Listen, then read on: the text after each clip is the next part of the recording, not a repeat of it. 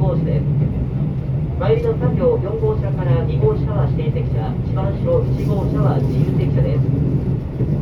お手洗いの設備は前の方から4号車と1号車のデッキにございます。車内お手洗いデッキを含め電車機器でタバコはご遠慮ください。この列車は終電期間でなかったためなワゴンのみによる車内販売の営業はいたしておりません。ご了承ください。フードボードには各車両のデッキに備え付けがございます。どうぞご利用ください。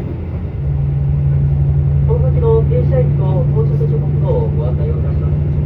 次の船崎は10時23分、四日市10時37分、鈴鹿10時45分、10時59分、松阪11時16分、秋11時28分、伊勢谷11時51分、飯田ヶ島12時19分、尾鷲12時42分、熊野市13時17分、新宮13時37分、終電紀伊勝浦木は13時58分の到着です。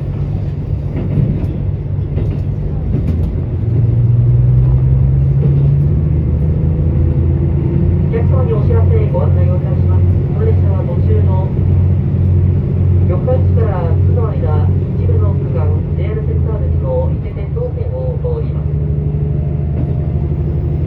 ジャパンレールパスやブルブルグリーンパスなど一部の JR 線の顧客乗車券には伊勢鉄道線分の乗車券と特急券が含まれておりません。 JR 線ジャパンレールパスブルブルグリーンパスご利用の際で四日市から先をご利用の際は車内にて伊勢鉄道線分の乗車券特急券のご生産が別に必要です。ご了承ください。トイカやスイカ、イコカ、マナカといった交通系の IC カードをご利用中のお客様にご案内です。IC カードのご利用は四日市までがご利用をいただけるエリアとなります。四日市出先の鈴鹿、松阪、滝方面では IC カードはエリアがあるためカード内の電子マネーでのご生産はいたしません。IC カードを探知されました乗車駅から別にご生産が必要です。ご了承ください。途中津までご案内いたします。ご乗車ありがとうございます。次は桑名、次は桑名です。番組招待客にご協力をいただきましてありがとうございます。この列車では感染症対策のため空調装置の空気の入れ替えを優先して行っています。一部車内が寒くなる場合ございます。ご了承ください。お客様にお願いいたします。座席を回転させて向かい合わせずのご利用はご遠慮ください。また車内ではマスクの着用にご協力をお願いいたします。ご乗車ありがとうございます。特急ランチ3号紀伊勝浦行きでございます。次は桑名、次は桑名です。